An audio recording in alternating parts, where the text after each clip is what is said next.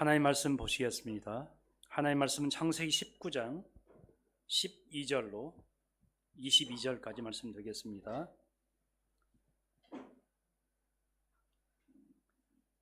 창세기 19장 12절부터 22절까지 우리 한 절씩 교독하시겠습니다. 제가 먼저 12절 보겠습니다. 그 사람들이 롯에게 이르되 이 외에 네게 속한 자가 또 있느냐? 내 사위나 자녀나 성 중에 내게 속한 자들을 다 성 밖으로 이끌어내라. 그들에 대한 부르짖음이 여호와 앞에 크므로 여호와께서 이곳을 멸하시려고 우리를 보내셨나니 우리가 멸하리라. 롯이 나가서 그 딸들과 결혼할 사위들에게 말하여 이르기를 여호와께서 이 성을 멸하실 터이니 너희는 일어나 이 곳에서 떠나라 하되 그의 사위들은 농담으로 여겼더라. 동틀 때에 천사가 롯을 재촉하여 이르되 일어나 여기 있는 내 아내와 두 딸을 이끌어내라. 이 성의 죄악 중에 함께 멸망할까 하노라. 그러나 롯이 지체하매 그 사람들이 롯의 손과 그 아내의 손과 두 딸의 손을 잡아 인도하여 성 밖에 두니 여호와께서 그에게 자비를 더하심이었더라. 그 사람들이 그들을 밖으로 이끌어낸 후에 이르되 도망하여 생명을 보존하라. 돌아보거나 들에 머물지 말고 산으로 도망하여 멸망함을 면하라. 롯이 그들에게 이르되 내 주여 그리 마옵소서. 주의 종이 주께 은혜를 입었고 주께서 큰 인자를 내게 베푸사 내 생명을 구원하시오나 내가 도망하여 산에까지 갈 수 없나이다. 두렵건대 재앙을 만나 죽을까 하나이다.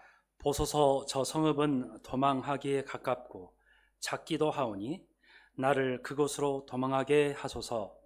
이는 작은 성읍이 아니니이까 내 생명이 보존되리이다. 그가 그에게 이르되 내가 이 일에도 내 소원을 들었은즉 내가 말하는 그 성읍을 멸하지 아니하리니. 함께 보십니다. 그리로 속히 도망하라. 내가 거기 이르기까지는 내가 아무 일도 행할 수 없노라 하였더라. 그러므로 그 성읍 이름을 소알이라 불렀더라. 아멘. 예, 오늘 말씀은 또 우리 귀한 성사님 노광길 성사님께서 오늘 말씀 하나님의 자비와 구원의 손길이라는 말씀 가지고 태어나실 때 귀한 은혜 말씀 시간 되시길 바랍니다.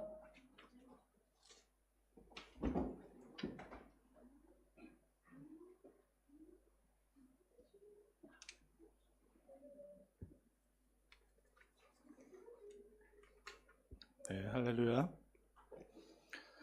네, 주님의 전에 오신 여러분들에게 오늘도 하나님의 구원과 자비의 손길이 여러분과 여러분 삶과 가정 가운데 미치시기를 주님의 이름으로 축원합니다. 네, 지금 여러분 뉴스를 보면 정말 수많은 전쟁의 소식과 또 기후의 재앙들이 그 어느 때보다 강도가 심해지고 또 어느 한 나라에 집중되어 일어나는 것이 아닌 이제 전 지구적으로 일어나고 있습니다. 마태복음 24장에 제자들이 주님 앞에 물었습니다. 주님, 주님의 임하심과 세상 끝에는 무슨 징조가 있으리이까? 네. 주님께서 여러 가지를 말씀하십니다. 난리와 난리 소문이 있겠고 민족이 민족을, 나라가 나라를 대적하고 곳곳에 기근과 지진이 있을 것이다. 이런 것들을 보면서 우리 믿는 사람뿐만 아니라 믿지 않는 사람들도 이것을 종말 같다, 종말의 때와 같다 라고 얘기합니다. 여러분, 종말이라는 단어는 끝이라는 단어입니다. 끝. 세상의 끝. 누가 인생의 끝을 정할 수 있겠는가? 여러분, 이제는 세상 사람들도 이 종말이라는 단어를 종종 사용하고 뉴스에서도 이 단어를 종종 사용합니다. 어떤 재해가 일어났을 때 와, 종말과 같은 상황이다라고 이야기할 정도입니다. 여러분, 성경에서 말하는 종말의 진정한 의미가 무엇인가? 여러분, 계시록 1장 8절에는 주님께서 나는 알파와 오메가라. 이제도 있었고 전에도 있었고 장차 올 자라 라고 말씀하십니다. 여러분, 알파와 오메가가 무슨 뜻입니까? 그리스 문자의 첫 번째가 알파죠. 그리고 맨 마지막 24번째 그 단어가 오메가입니다. 오메가. 여러분, 세상을 시작하신 분이 하나님이시고 그리고 마지막 끝을 맺으시는 분도 하나님이시라는 뜻입니다. 그분이 이제도 있고 전에도 계셨고 장차 오실 분이라고 확증하고 계십니다. 여러분, 하나님 아버지께서 시간의 주관자시고 그리고 예수님께서 승천하실 때 뭐라고 말씀하셨습니까?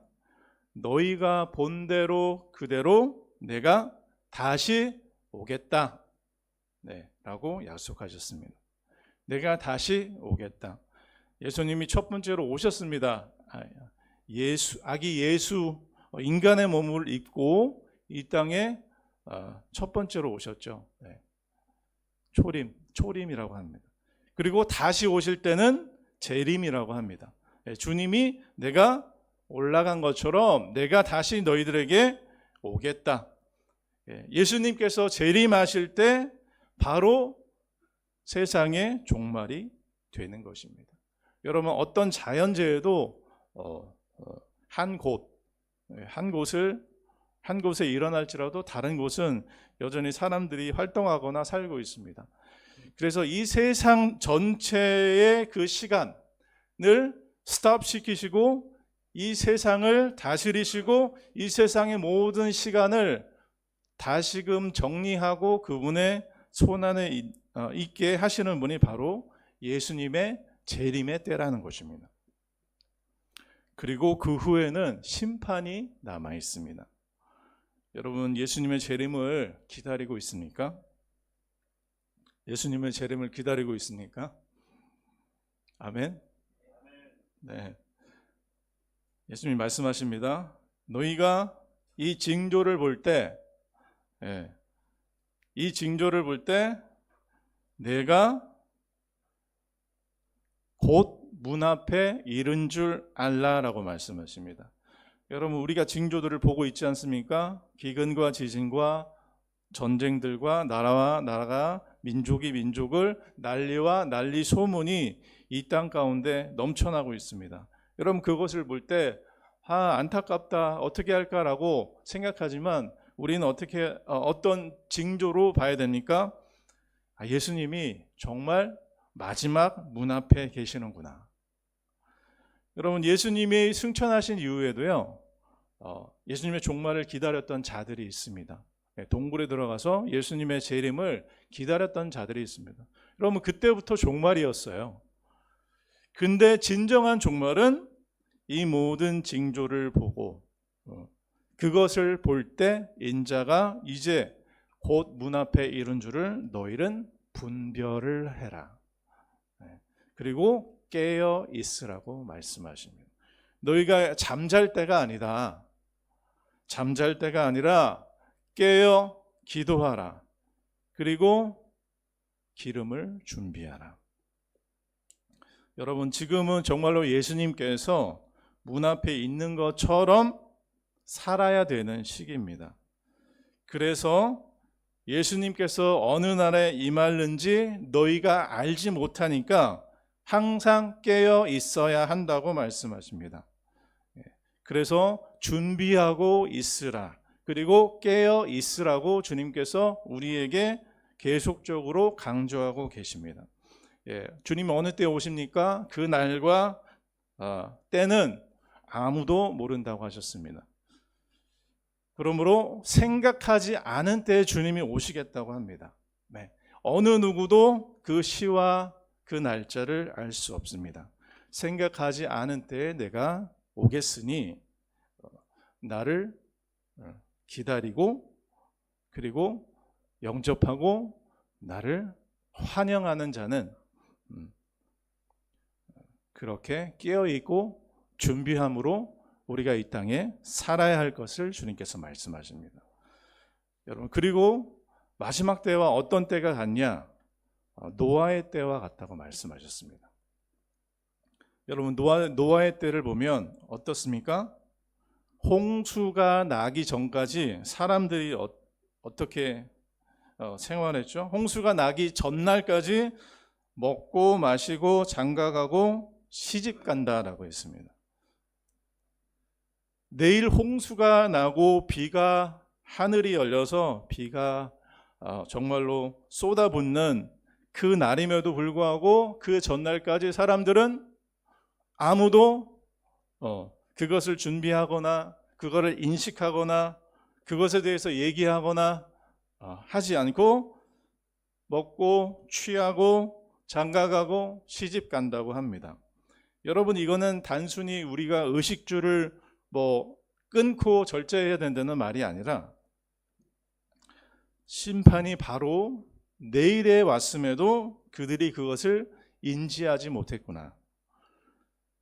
하나님의 심판이 바로 내일 코앞에 있는데도 그것을 전혀 알지 못하고 그들의 육체의 소욕대로 또 인생이 쳇바퀴 돌듯 계속 세상에 매여 세상의 노예가 되어 세상의 즐거움과 또 세상이 원하는 방식대로 우리가 그 안에서 계속 하나님을 기억하지 못하고 하나님의 뜻을 분별하려고 하지 않고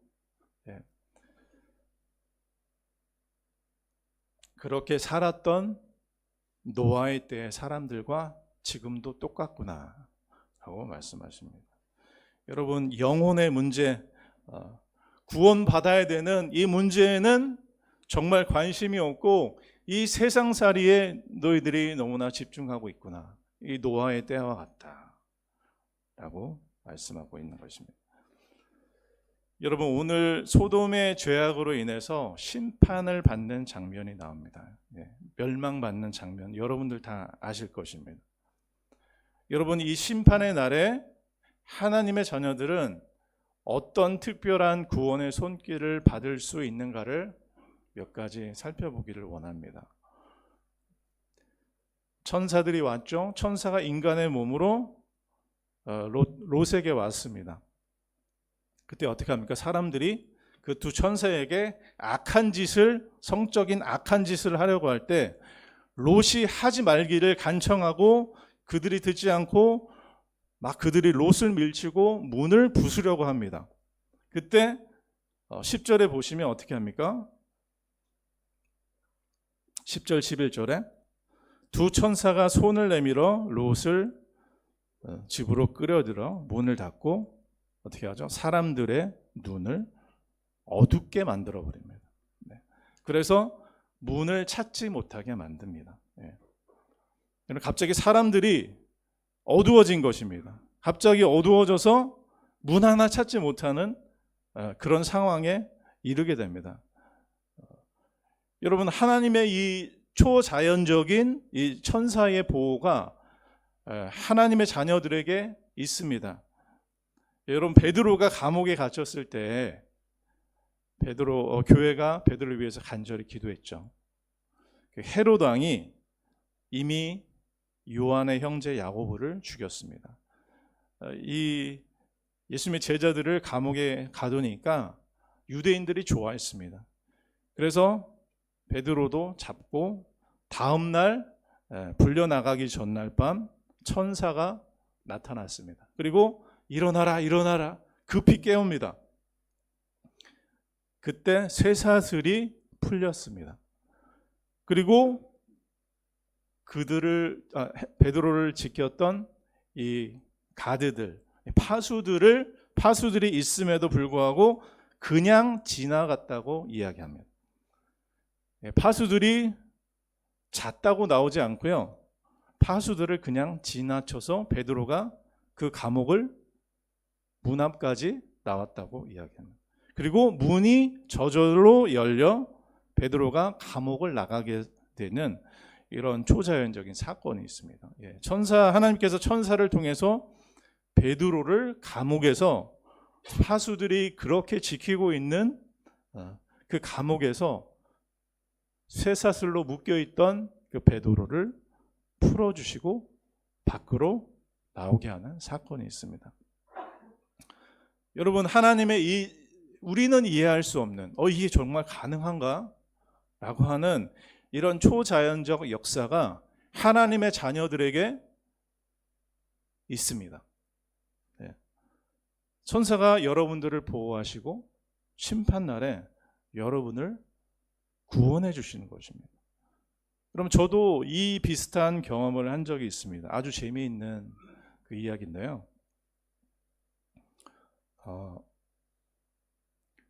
제가 이제 영국에서 공부를 할 때 스페인으로 이제 한 사역을 하게 됐습니다. 그래서 전날 제가 여권을 확인하고 비자가 있다는, 아직 만료되지 않은 것을 확인했습니다. 그리고 이제 영국 공항을 향해 가서 이제 체크인을 하고 그리고 비행기를 타기 위해서 여러 단계를 거칩니다. 근데 갑자기 그 사람들이 저를 잡더니 유심히 여권을 보기 시작하는 것입니다. 왜 이럴까? 그리고 그 다음 사람들도 이게 여권을 자세히 보기 시작하더니 이상하다라고 얼굴에는 써 있는데 저에게 한마디 말을 못하는 것입니다. 그리고 또 통과했습니다. 그리고 맨 마지막 이제 비행기를 타는 그 나가는 문에 한 여자분이 저를 잡더니 여권을 보자. 그래서 거기서 또 여권을 봤습니다. 근데 뭔가 이상한데 이 여자가 말을 하지 않는 것입니다. 눈으로는 되게 이상한 표정을 지었는데 한마디도 하지 않은 것입니다. 왜 말을 안 할까? 사람들이 이상하면 뭐가 문제가 있다는 것을 이야기할 텐데 말을 하지 않는 것입니다.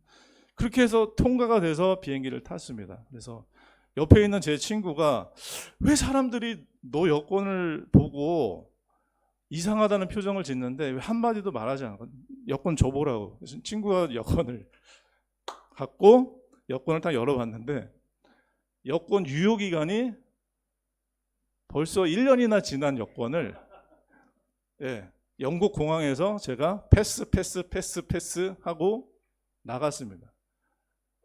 여러분, 이거는 사실은 말이 안 되는 거예요. 한 명이 그것을 봤으면, 한 명이라도 봤으면 저는 못 나가죠. 너 여권이 만료됐는데?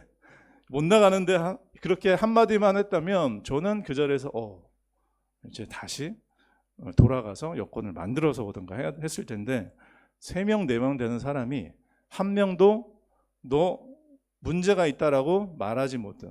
저는 그때 그것을 느꼈습니다. 여러분, 입이 봉해진다는 사실을 아십니까? 여러분, 다니엘이 사자굴에 들어갔을 때 어떻게 하셨습니까?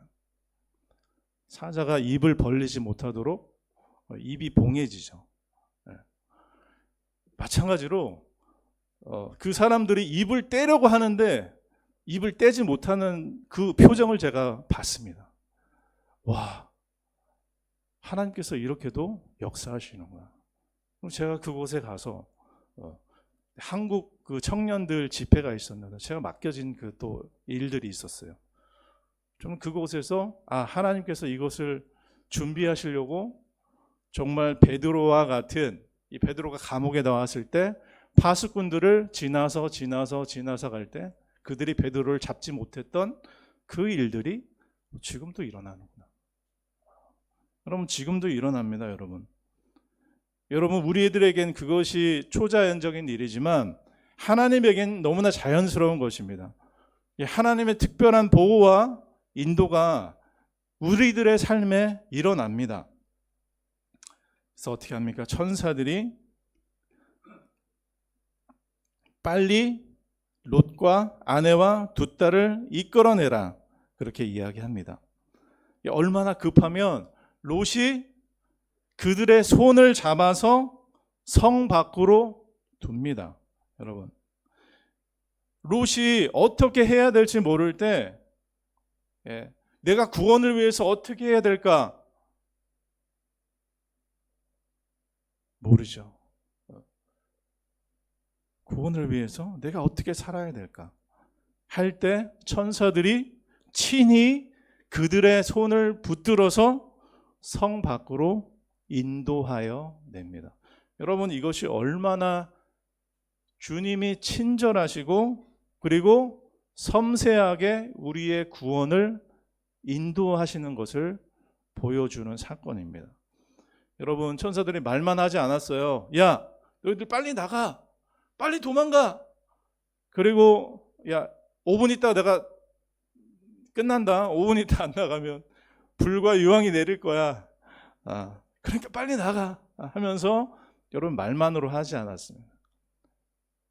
롯과 아내와 딸이 안전한 장소까지 가기 전까지 22절에 보시면 속히 도망하라. 내가 거기 이르기까지는 내가 아무 일도 행할 수 없노라 하시니라.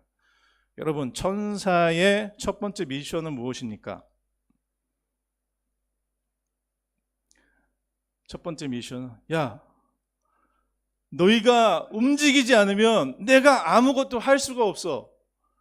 너희가 구원받지 않으면 내가 아무 일도 할 수 없어. 그러니 빨리 구원의 자리로 빨리 옮겨가야 돼.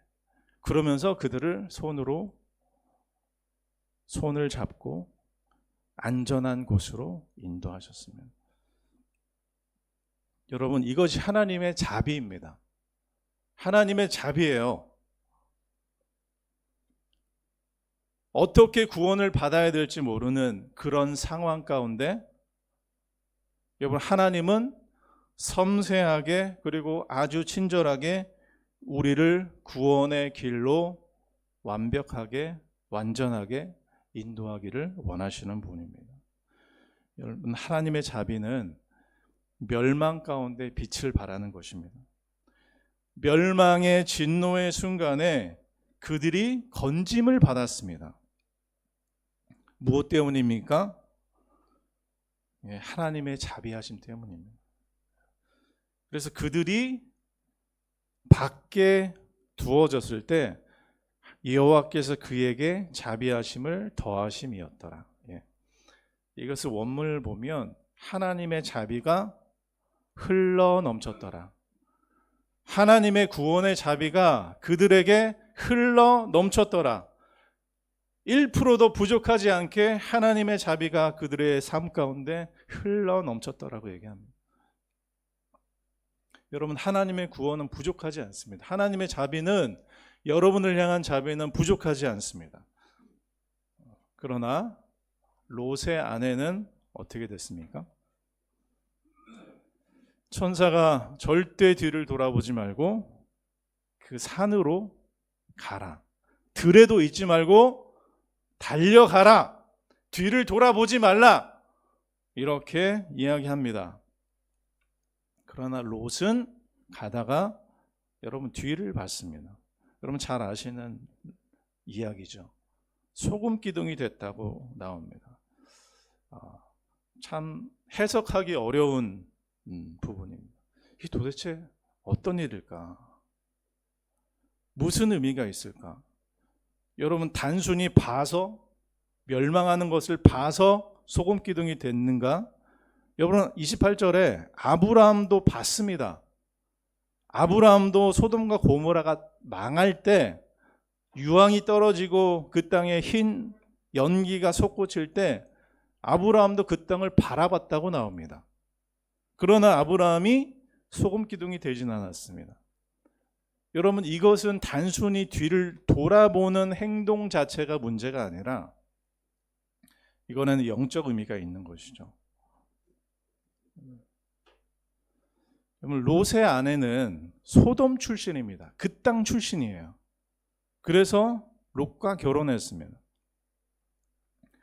그러면 그 땅 출신이고 그 땅의 모든 죄악과 그 사람들의 행동에 이미 많이 물이 들어있는 사람이라고 볼 수 있습니다. 그 땅의 죄악에 물든 사람들과 깊은 관계를 유지했고 그 땅에 자신의 모든 재물과 터전을 한순간에 버리고 나온다는 것에 미련이 있었던 것 같습니다. 그 땅에서 누렸던 모든 것을 한순간에 버리고 나온다는 것이 억울했을 것입니다. 자기가 누렸던 모든 것을 버리지 못하는 마음, 미련, 그 땅에 대한 미련.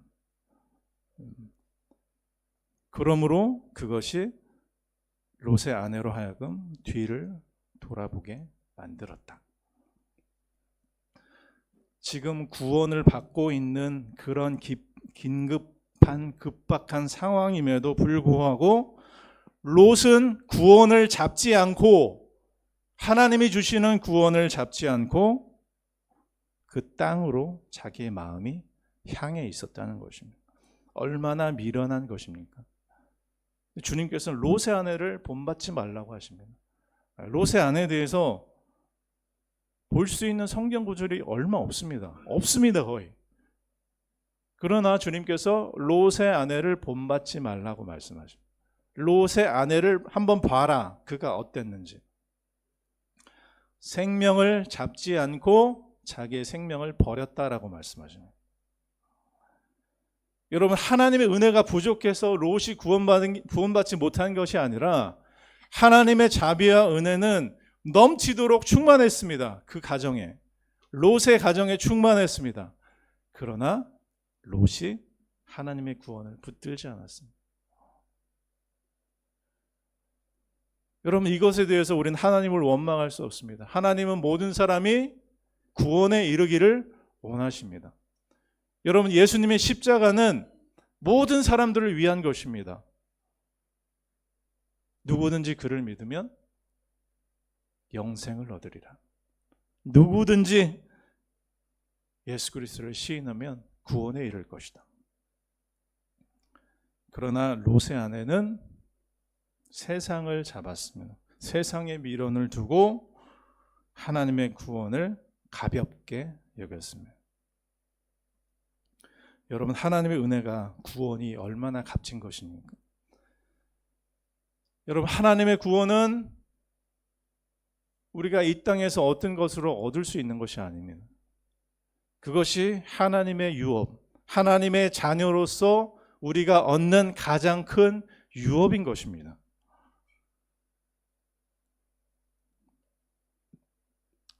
시편 95편에 시편 기자가 이야기합니다. 오라, 우리가 여호와께 노래하며 우리의 구원의 반석을 향하여 즐거이 외치자. 내가 거기 이르기까지 나는 아무 일도 할 수 없느니라. 여러분, 하나님은 우리를 향한 구원을 계획하고 계시고, 여러분, 하나님이 여러분을 심판 가운데 두지 않으십니다. 멸망 가운데 두길 원치 않으십니다. 왜요? 여러분, 하나님의 자녀이기 때문에. 어떤 부모가 자식이 불 가운데 있기를 원합니까? 어떤 부모가 자녀가 해를 받는 것을 원합니까? 어떤 부모가 자녀가 멸망받기를 원합니까? 혹 그런 부모가 있을지라도 하나님은 그런 아버지가 아닙니다. 하나님은 우리의 구원을 위하여 일하시고 또 여러분을 생명의 길로 인도하시는 좋은 아버지십니다. 여러분, 하나님은 우리의 구원의 반석이십니다. 주님의 구원을 붙드십시오. 주님의 자비를 부르짖으십시오. 네. 하나님의 구원이 가까웠습니다. 여러분, 주님이 오실 때 내가 너를 모른다 라고 5명의 처녀에게 이야기했죠. 주님이 문을 닫으시고 나서 처녀들이 저희에게도 문을 열어주십시오 할 때 내가 너를 모르겠다라고 말씀하시는 그 성경을 압니다. 여러분 주님을 아시죠? 여러분 주님을 안다는 건 친밀하게 안다는 것입니다. 내가 주님을 날마다 삶 속에서 친밀하게 교제하고 기도하고 주님을 의지하고 주님을 찬양하는 삶을 살 때 주님이 우리를 인정하십니다. 너희가 가까이 오면 내가 너에게 가까이 하리라. 여러분 하나님의 이 구원의 은혜가 여러분의 삶 가운데 충만하시기를 주님의 이름으로 축복합니다. 네, 기도하겠습니다. 전능하신 아버지 하나님, 알파와 오메가 되시는 이제도 계셨고 전에도 있었고 장차 오실 우리 주 예수 그리스도를 우리가 기다리며 사모합니다. 하나님, 온 세상이 어지럽고 난리와 난리 소문과 전쟁과 기근과 지진이 일어나고 있습니다. 하나님, 이런 징조들을 볼 때 우리 영혼이 깨어 주님을 바라보게 하여 주시옵소서.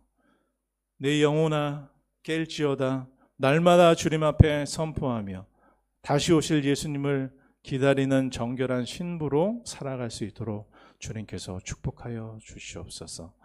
예수 그리스도의 이름으로 간절히 기도하옵나이다. 아멘.